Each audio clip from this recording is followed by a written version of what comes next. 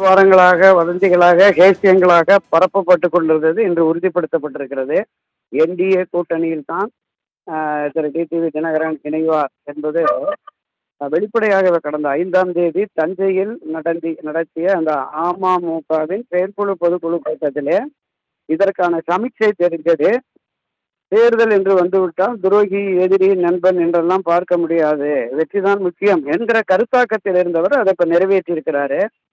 அப்போ இந்த முடிவை வரவேற்று அண்ணா திராவிட முன்னேற்ற கழக பொதுச் செயலாளர் திரு எடப்பாடி பழனிசாமி வெளியிட்ட அந்த பதிவு அறிக்கை என்பது கூட்டணி வலுவாக இருக்க வேண்டும், தேர்தல் களத்தில் திமுகவை தோற்கடிக்க வேண்டும் என்ற எண்ணத்தின் அடிப்படையில் அவர் கொஞ்சம் இறங்கி வந்திருக்கிறார். தன் பிடிவாதத்தை தளர்த்தி அவர் இனி ஒரு வலுவான கூட்டணியை கட்டமைக்க வேண்டிய கட்டாயமும் நிர்பந்தமும் தனக்கு இருப்பதை உணர்ந்து இப்போது டிடிவி தினகரனை, அமமுகவை அவர் வரவேற்றிருக்கிறார்.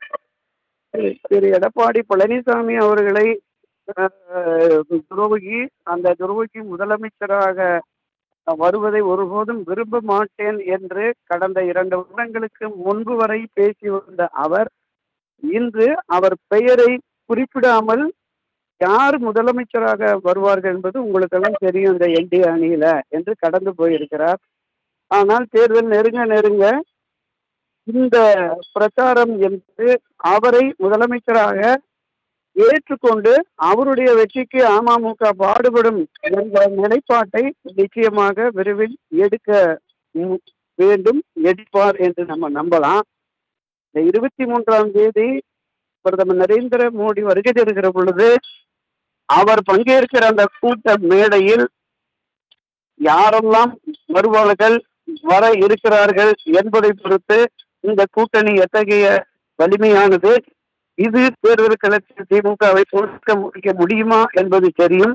ஒரு கூடுதல் பலமாக திரு ஓபிஎஸ் அவர்களையும் அவரது ஆதரவாளர்களையும் இணைத்து கொண்டு பயணப்பட்டால் நிச்சயமாக திமுகவுக்கு எதிரான ஒரு கடும் போட்டியை அவர்கள் உருவாக்க முடியும். அந்த நிலைப்பாட்டிற்கு திரு எடப்பாடி வருகிறாரா என்பதை நாம் பொறுத்திருந்துதான் பார்க்க வேண்டும் சகோதரர்.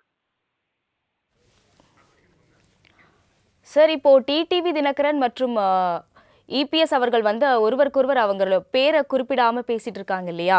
அது அதிமுக இருவருக்குமே இருப்பாங்க இல்லையா, அதிமுக ஆதரவாளர்கள், அவர்களிடையே எப்படி பார்க்கப்படும்? இது யாருக்கு பலமா அமையும் சார்? பல்வேறு கருத்து மாறுபாடுகள், மனமாச்சரியங்கள் இருந்தாலும் கூட அந்த நேரத்தில் கடுமையான விமர்சனங்களை இருவரும் பரஸ்பரம் பேசிக்கொண்டாலும் கூட தேர்தல் என்று வருகிற பொழுது கட்சியின் எதிர்காலம், கட்சியின் வெற்றி முக்கியம் என்கிற அடிப்படையில் எடுக்கிற முடிவை கட்சி தொண்டர்கள் ஏற்று பயணிப்பார்கள். இது 89 ஜே அணி 78 89 காலகட்டத்துல மிக கடுமையாக இருவரும் விமர்சித்த நிலையில் ஒருங்கிணைப்பிற்கு பிறகு 91 மகத்தான வெற்றியை பெற்றார்கள். அதனால கட்சி தலைமையின் முடிவுக்கு கட்டுப்பட்டு தொண்டர்கள் செயல்படுவார்கள் என்பதுதான் கடந்த கால வரலாறு சகோதரி. சார், தொடர்ந்து என்டிஏவில் கூட்டணி வச்சிருக்கோம் இந்த கட்சிகள் கொள்கைகளுக்கு முக்கியத்துவம் வாய்ந்த கூட்டணியா பார்க்கலாமா, இல்ல திமுகவிற்கு எதிராக செயல்படுவதற்கு அழுத்தம் கொடுத்து ஒன்றிணைந்த கூட்டணியா பார்க்கலாமா சார்? இல்ல, எந்த ஒரு அரசியல் கட்சியும் கூட்டணி வருகிற பொழுது கொள்கை, லட்சியம் என்றெல்லாம் பார்க்க மாட்டார்கள்.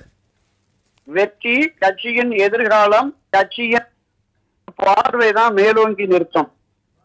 அந்த அடிப்படையில திமுகவிற்கு எதிரான மனநிலை கொண்டிருக்கிற அனைத்து அரசியல் கட்சிகளையும் இந்த பொது மேடையில் திமுகவுக்கு எதிரான என்டிஏ அதிமுக கூட்டணியில் இணைத்து இதை வலிமைப்படுத்துவதற்காக இவர்கள் இந்த முயற்சியை மேற்கொண்டு வருகிறார்கள். எந்த அளவிற்கு இது ஒரு வலுவான கூட்டணியாக உருவாக போகிறது என்பது நமக்கு விரைவில் தெரிய வரும். அப்படி வலிமை மிக்க கூட்டணி என்று வருகிற பொழுது அது திமுக ஆட்சியை வீழ்த்துவதற்குரிய வலிமை பெற்றிருக்கிறதா என்பதை நமக்கு போக போகதான் தெரிய வரும். சார், இணைப்பில் வந்து உங்களுடைய கருத்துக்களை பகிர்ந்ததற்கு ரொம்ப நன்றி சார்.